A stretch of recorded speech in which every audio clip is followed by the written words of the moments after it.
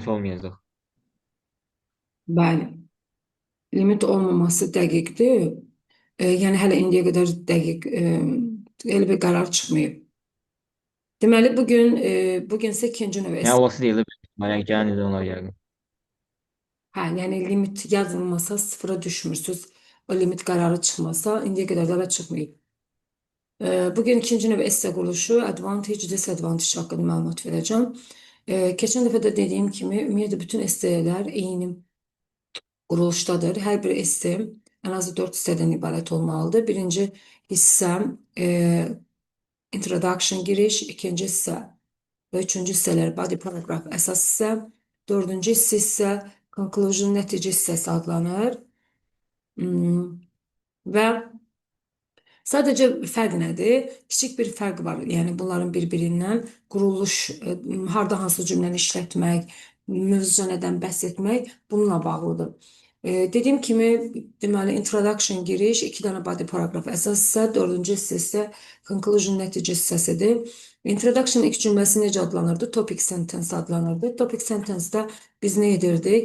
Mövzunun adı nədirsə, bizə təqdim olunan mövzu. Məsələn, keçən dəfə nə izah eləmişdim? Ki, bəzi insanlar, some people think that fast food has a negative impact on our health. Bəzi insanların fikrincə fast food insan sağlamlığına mənfi təsir göstərir. Do you agree or disagree? Siz bununla razısınız, yoxsa narazısınız? Biz nə etdik? Topik cümlədə təzədən o some people think that məsəl üçün dəyişdiririk. There is a growing public opinion that. Orada bağlayıcını dəyişdim. Və yaxud indi deyirəm, necə dəyişdirə bilərəm? Fast food influence ya da has a bad effect, negative effect on individuals well-being. Health'ı məsələn people-ı individual-la əvəz etdim. Health'ı da well-being-la əvəz etdim. Tutaq ki. Aha, belə. Yəni bir növ dəyişdirib topik cümlədə yazırıq. Introduction minimum 2-3 cümlədən, minimum 2 cümlədən ibarət olmalıdır. Agree disagree-də biz nə dedik? Introduction son cümləsi nə olmalıydı? Orada deyir axı razısan yoxsa narazısan. Sən orada mütləq qeyd etməliydin ki, I support this viewpoint and my arguments will be discussed in this following paragraphs. Mən bu fikri dəstəkləyirəm və yaxud da I disagree, yəni narazıyam bu fikirlə və mənim argumentlərim burada müzakirə ediləcək. İndi advantage-da o isə fərqlidir. Burada necədir? Bizə mövzu verib, məsələn, aşağıda belə bir mövzu var. Tutaq ki, online shopping has gained immense popularity. Online shopping çox böyük populyarlıq qazanıb, məşhurluq qazanıb.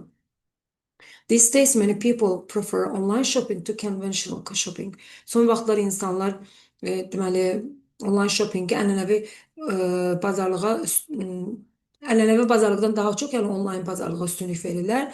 What are the disadvantages and advantages of the online shopping? Online shoppingin üstünlükləri və advantage üstünlükləri, disadvantage, yəni dezavantajları nələrdir? Yəni bizə sual qarşımıza belə qoyulur. Topik cümlədə nə edirik? Burada bizə verilən adı biraz dəyişdiririk. Ya cümlə quruluşunu, ya sözləri da sinonimlərini əvəz edilib yazırıq. Məsələn, məsələn deyə bilərik ki, online shopping spread all over the world. Yəni bütün dünyaya yayılıb və yaxud da gain yerinə obtained yaza bilərik. Immense yerinə huge yaza bilərik. Enormous popularity. Yəni belə bu şəkildə dəyişdirib yaza bilərik. Sonra da mütləq şəkildə topik cümlədən sonra biz nə edirik? Yəni bunu biraz parafraze edirik. Dediyim kimi ilk topik cümlədə mövzunun adını parafraze edib, sonra mütləq introduction son cümləsində bunu xatırlatmalıyıq ki, this essay will discuss ya da deal with the benefits and drawbacks of this trend. Yəni burada benefit, drawback, advantage, disadvantage'in sinonimləridir.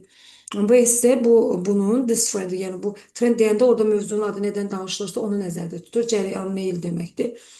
Bu cərəyanın yəni benefits faydalarından, drawback çatışmazlıqlarından danışacaq ya da bəhs edəcək. Yəni mütləq bu cümləni xatırlatmalıyıq. İki feili də eyni anda yazmırıq uşaqlar. Görürsünüz arasına drop işarəsi qoymuşam. Yəni ya discuss yazırıq ya da deal with yazırıq.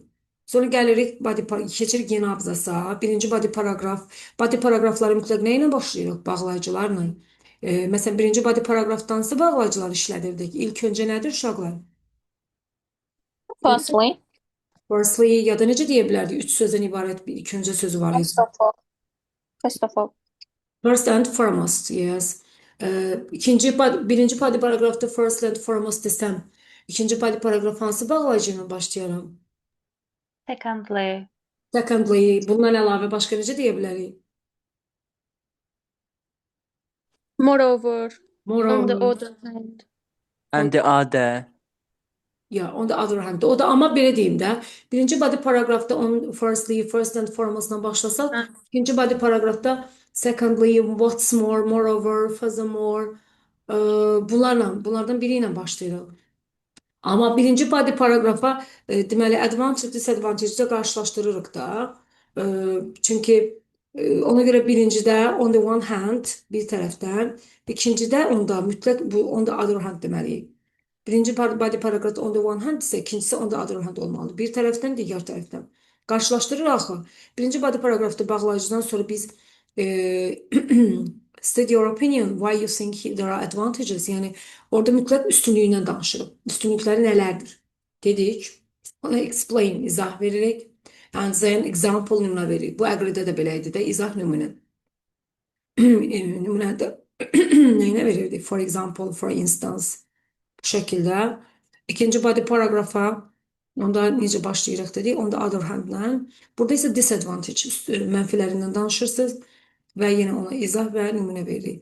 Deməli, çalışaq ki, belə bir qayda var ki, IELTS-da da birinci body paragrafda 2 dənə üstünlüyündən danışırsınız, 2 dənə üstünlüyü. Amma ikinci body paragrafda bir dənə dezavantajından danışırsınız, bir dənə. Nəticə hissəsində də mütləq yenə bağlayıcılarla başlayırıq. Hansı bağlayıcılar ola bilər? In conclusion, to conclude, to summarize, as a result. Bunlardan biri və yenə də biz conclusion nəticə hissəsində topic cümlədə, introduction'da dediyimizi yenə xatırladırıq, amma kopyalayaraq yox, dəyişdirərək. Yenə bax, keçən dəfə də demişdim, bax, burada şablon yenə cümlə yazmışam. Due to the aforementioned reasons.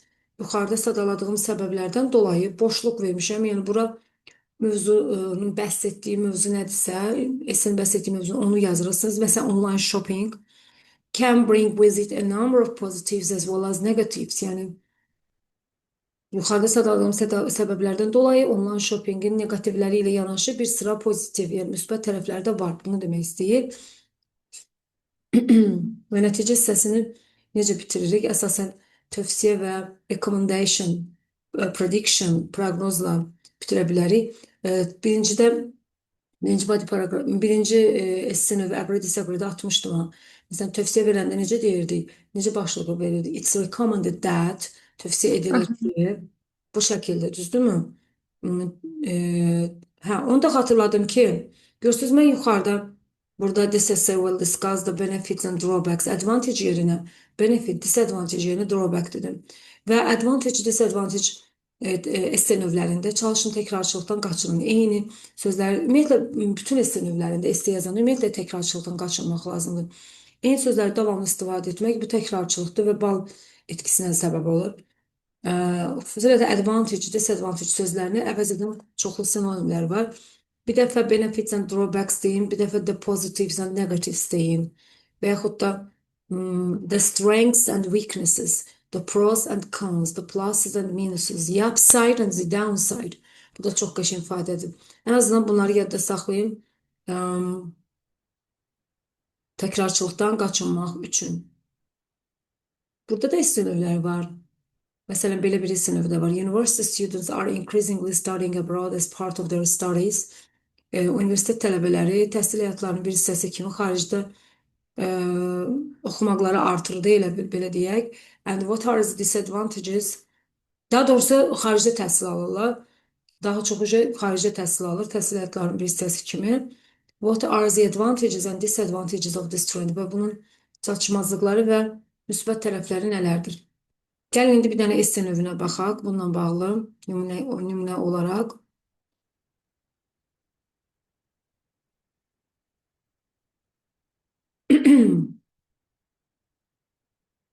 Eyni şey eləyirsən verim ekrana.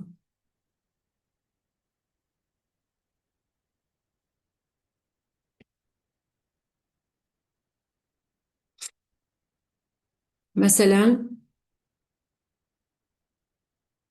görürsünüz bu hissədə da yenə də eyni şeydir. Sadəcə burada e, onu mən burada qeyd etməmişəm. O birisini əzbərləyin.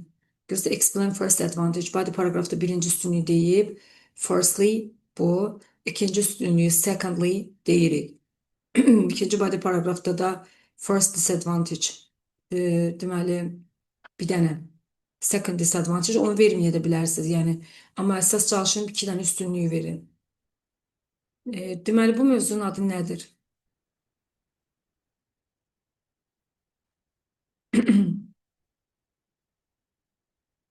Balacalaşdırım. Ah, the internet has made knowledge immediately available to people through computers and smartphones all over the world. And much of this knowledge is also free.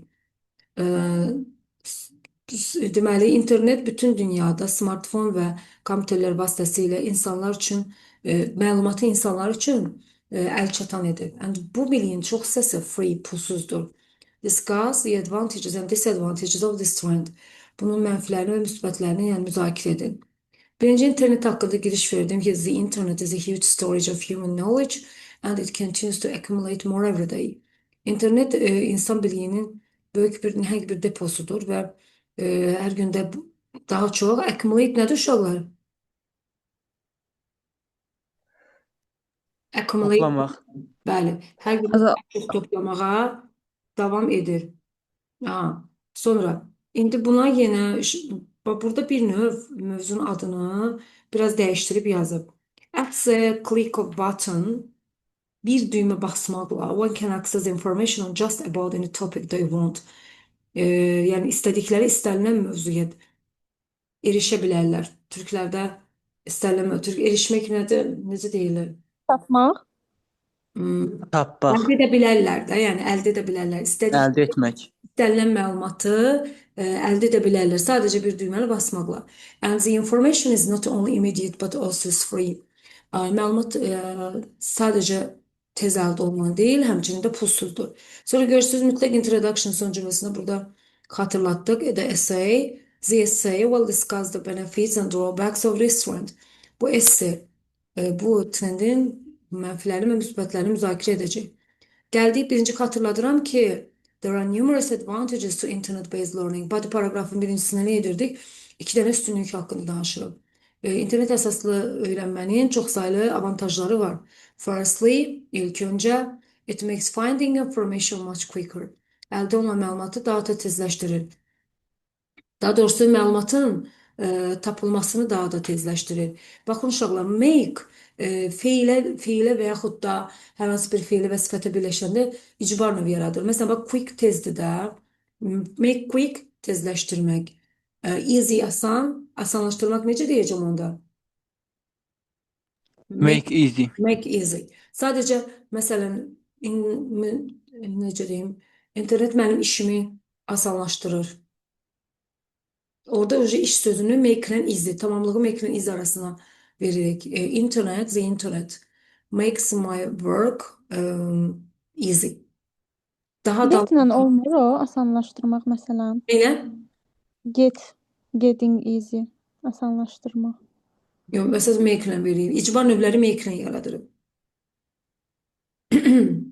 Sonra nümunə göstəririk. For example, nümunə olaraq using search engines such as Google kimi axtarış mühərriklərindən istifadə edərək we can simply type in whatever we want information about and results are generated instantly.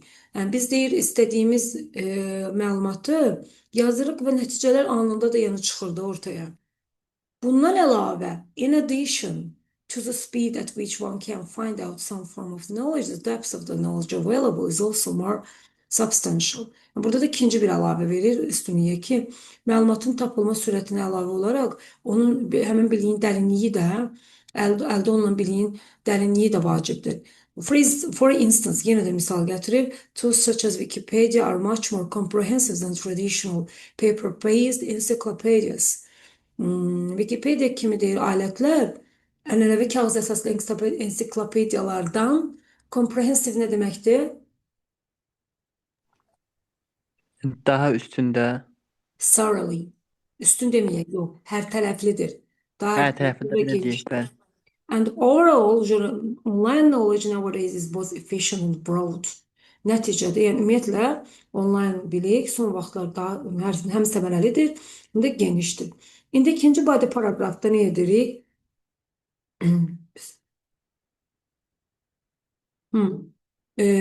İkinci body paragrafda nədən danışırdıq? Dezavantajlarından. Mənfilərindən, mənfilərindən. Readily available knowledge is not without its disadvantages, however. Readily burada nə məna verir sizcə?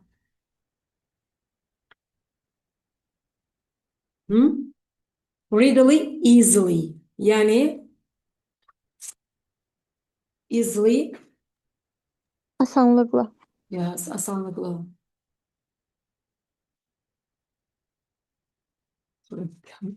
Aha, asanlıkla. Asanlıkla əldə olunan bir bilik. Həmçinin yəni onun dezavantajları da var da. And one such disadvantage is that belə bir dezavantaj odur ki internet-based information may be inaccurate. İnternet əsaslı məlumat qeyri-dəqiq ola bilər. Accurate nədir? Dəqiq. Inaccurate qeyri-dəqiq. Ve onu açıklama verir ki niye göre? Many people use online forums to share information. Çünkü birçok insanlar məlumatı share, bölüşmek için online forumlardan istifadə edirlər. But there is no fact checking within these which can lead to misinformation. Ama deyir ki bu məlumatların yoxlanılmasına bağlı heç bir fakt yoxdur. Bu da lead to misinformation. Lead to nədir uşaqlar? Aparmaq. Gətirib çıxartır. Gətirib çıxartmaq. Bak burada mürekkep cümle yaradılıb. Siz de böyle bir şey yaradabilirsiniz. Bu da deyir deməli dezinformasiya aparıb çıxara bilər. Lead to the bring about cause səbəb olmaq. Siz burada which'i şey kimi düşünün də. Bu da nəticədə gətirib çıxarır bura. So, nəticədə söz. Hansı ki deyir gətirib çıxarır səhv məlumatları. Yo, bu da hansı ki mənasını vermir. Nəticə budaq cümləsi sayılır bu, bilirsinizmi? Siz sonu götürüb, orada yerinə which yazıb, bu şəkildə cümlə verirsiniz. Bu mürekkep cümlə quruluşu sayılır. Yəni, düşünün ki, mən bu which'də so it can lead to misinformation, düzdürmü? Ona görə də bu dezinformasiya aparıb çıxarıb. Mən onu neyirəm? Müftədası ilə sonu atıram, yerinə which yazıram, olur mürekkep cümlə. Bu da nəticədə aparıb, yəni dezinformasiya çıxara bilər. Aydın oldu? Bu taktikaları saxlayın. Necə ki, mən sizə nə demişdim? Batı götürüb yerinə while qoyuruq, nə olur? Mürekkep cümlə olur.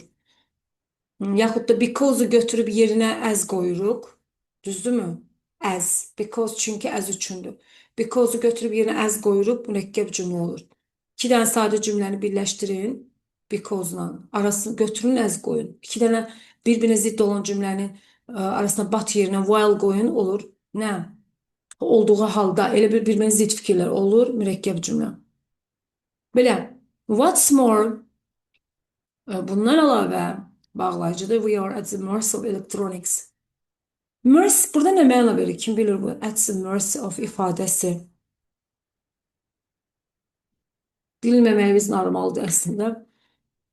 Deyir ki, biz elektronikanın mərhəmətinə qalmışıq da belə bir şeydir. Mərhəmətinə qalmaq. While a book can last a century. Burada görürsünüz iki dənə zidd fikir var. A book can last a century. Kitab bir əsr davam edə bilər, yəni bir əsr qala bilər. The internet may be, amma, məsələn, düşünək ki, but amma, the internet may be susceptible to failure. Amma internetin uğursuzluğa uğraması, necə deyim, meyillidir də, susceptible şeydir, belə meyilli olmaq,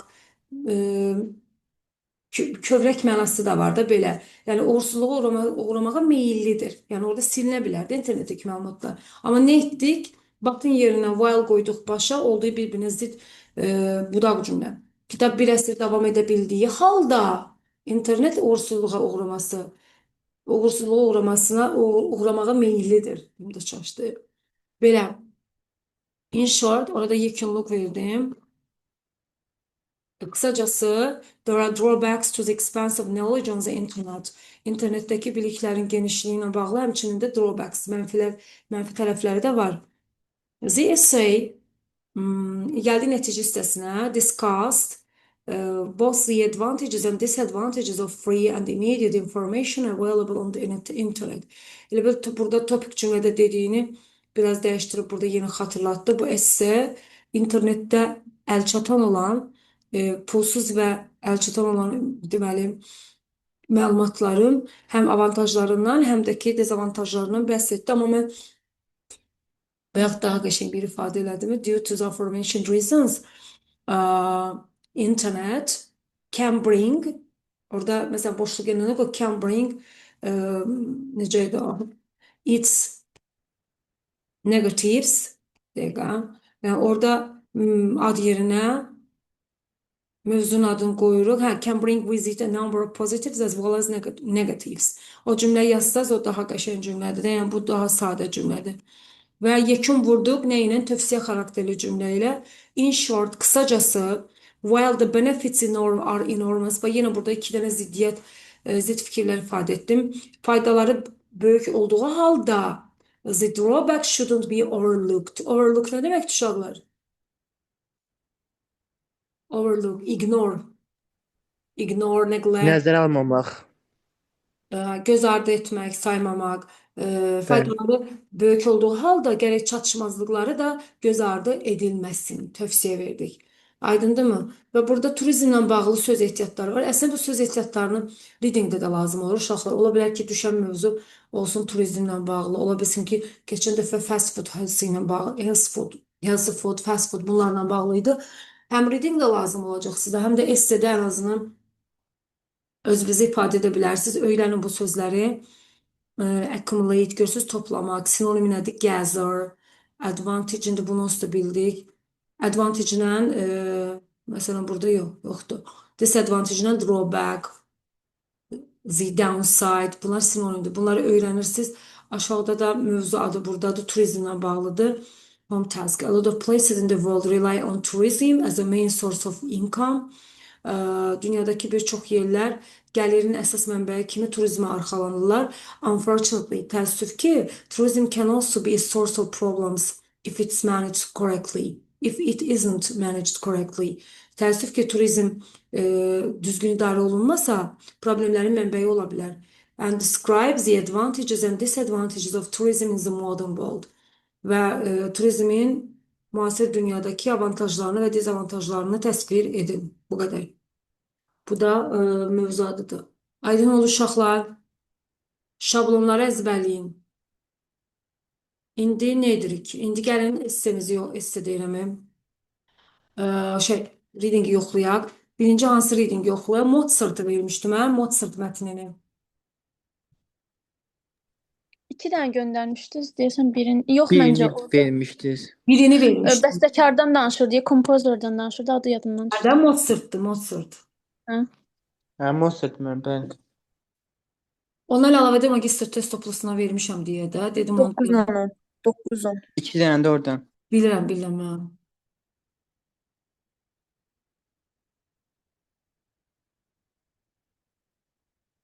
Gələn dəfə çox verirəm. Çünki ayın 8-i, 9-u dərs yoxdur. Bayramdır da, o zəfər bayramıdır.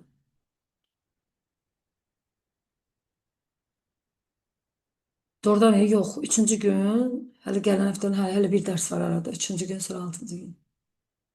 Aha. Deməli, uşaqlar, deyirəm yoxlayaq.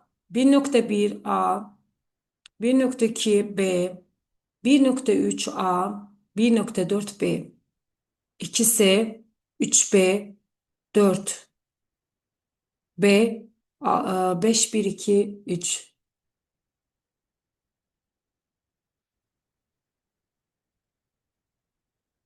Mən bu 3 dənə mətin, bir də ki, passive voice testi vermişdim sizə.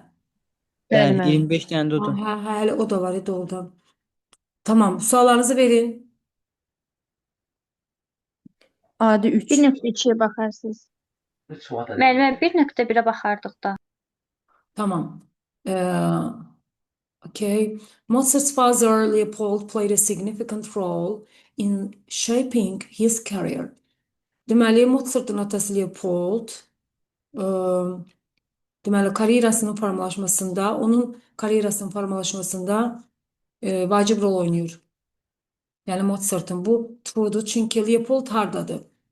Their father Leopold recognized his children's talents and soon devoted himself to their musical education.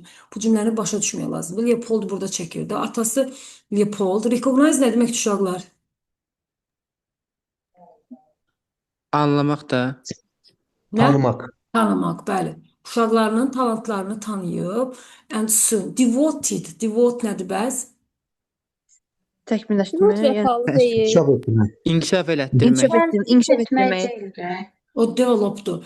Devoted to be ilə verilsəydi, bəlkə kimsə vəfalı dedi, düzdür. Vəfalı. Məsələn, Hə. desəydik, Bəli, Leopold is devoted. Leopold vəfalıdır to his children, uşaqlarına. Amma devote'un qabağında to be yoxdursa, o sadiq ol, həsr etmək mənasını verir, həsr etmək.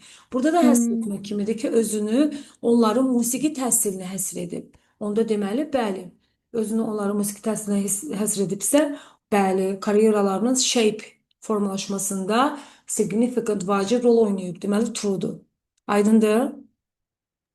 Bəli. Bəli. Sonra 1.lərdə 1.2. Marianna had considerable musical abilities of her own. Marianna'nın bir dəfə adını çəkir, yuxarıda çəkir, ən birinci, ikinci cümlədə.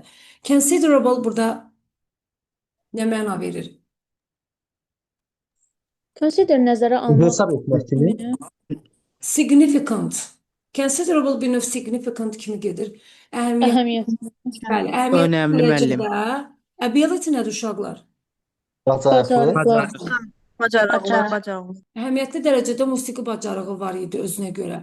Amma burada Marianna haqqında Yanlış. sadəcə deyir ki, Wolfgang's older sister Marianna was learning the clavier. Klavye çalmağı öyrənirdi deyir böyük bacısı. Burada onun musiqi təhsilindən Müəllim, orada cümlənin sonunda var ya, interested in playing. Mən ona görə götürmüşdüm. o başqa şeydir. Orada deyir ki, when her 3-year-old brother took an interest in playing. Qardaşı, 3 yaşlı qardaşı onun çalmağına maraq göstərdiyi zaman klaviş çalırdı. O orada başqa şeydir. 3 yaşlı qardaşı, yəni Mozart da onun bu instrument çalmağına maraq göstərirdi deyir həmin vaxt. Onun aidiyyəti yoxdur. Yəni burada bizə Marianna'nın musiqi təhsili ilə bağlı, musiqi bacarığı ilə bağlı nə dərəcədədir, heç bir məlumat verməyib. Sadəcə deyir, klaviş çalmağı öyrənirdi. Aydındır? Ona görə false-dur, səhvdir. Bildim. Aha, sonra 3 var müəllim, yalnız 3. Wolfgang's childhood was devoted Mənim o 3 yox, o biri. Yo, o 3 məndə də Sadə- səhvdir. 1.3. Sadə düşməndə də Tamam. səhvdir. Deyirəm. Was devoted to his musical career. Uşaqlığı. Devote nə oldu dedik? Həsr etmək. Həsr Həsr edilib. Həsr etmək. Edilib musiqi karyerasına. Bəli, bunun onsuz da ümumi məlumatımız var da Mozart 3 yaşından bəstəkardır. Belə baxanda doğrudur. Həm də burada onu necə də bilmək olardı? Bir dəqiqə ortalarda belə bir fikir var idi.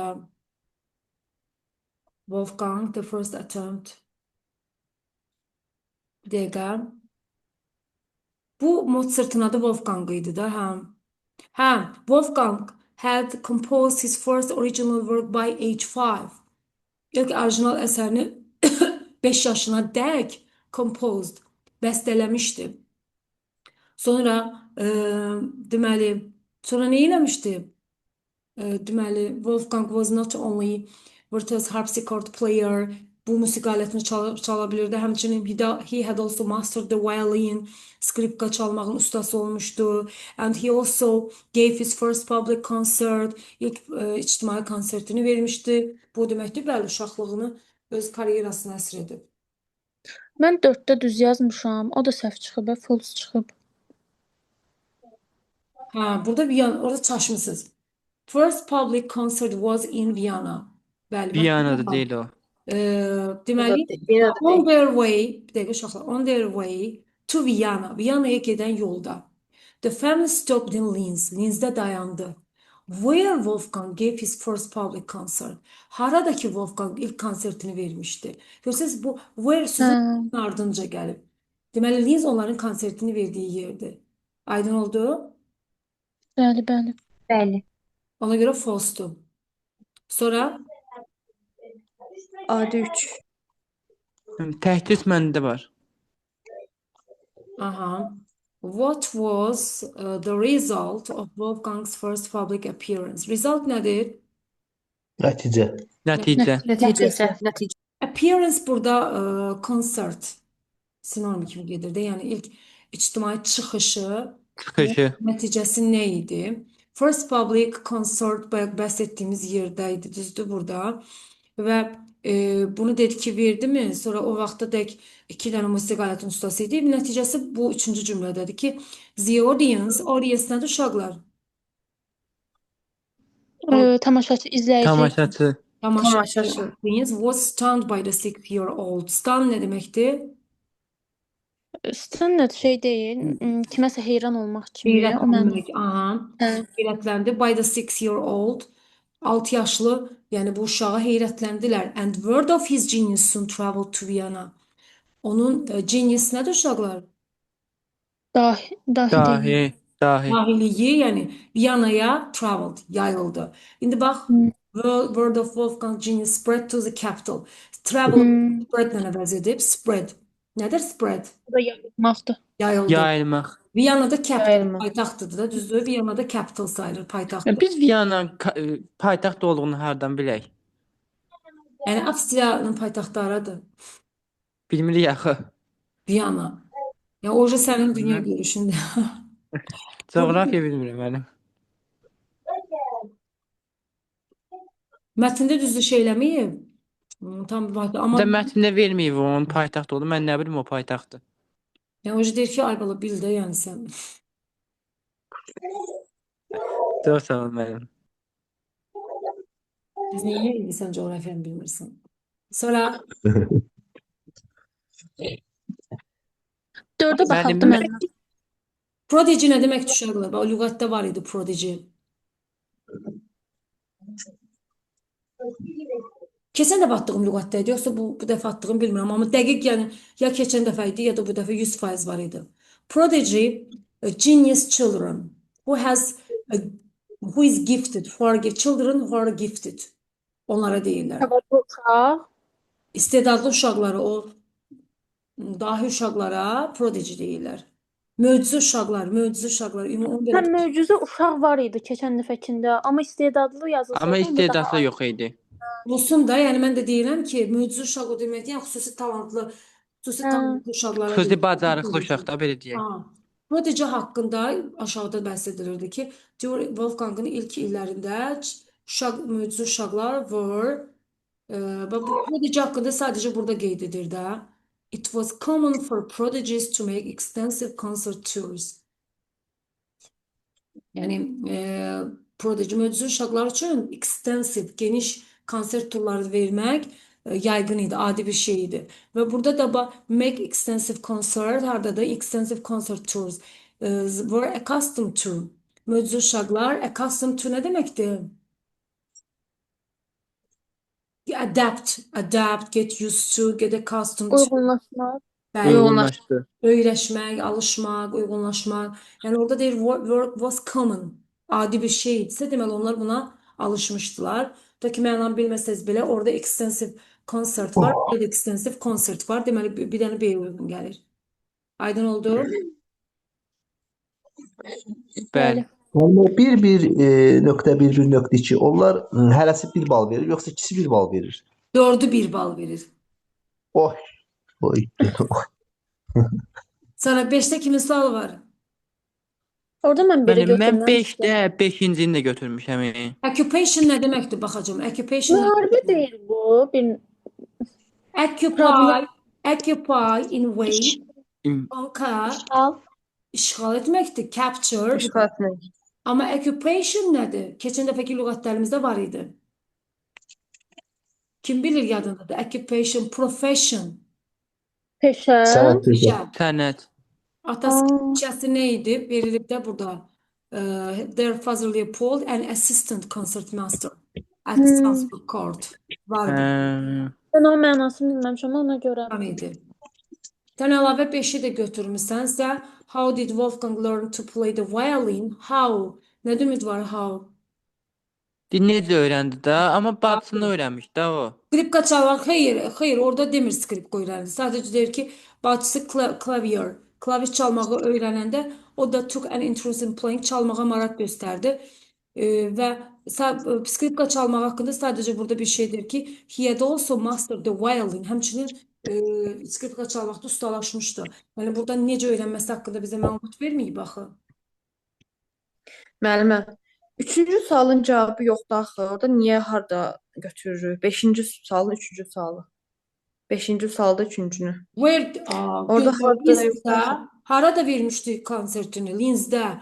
Və onu dedim axı özdə. Birin dördüydü də elə. On their way to Vienna. Viyana'ya gedən yolda. The family stopped in Linz. Ailə deyir Linzdə dayandı. Where Wolfgang gave his first public concert. Haradakı onlar ilk Hə. konsertini vermişdi. Harada? In Linz. Linzdə. Başa düşdünüz? Belə. Bəli. Bunu tam çatdırdıq. İnsaniyələr qalıb bitməsinə mən sizə link atıram, qoşulun.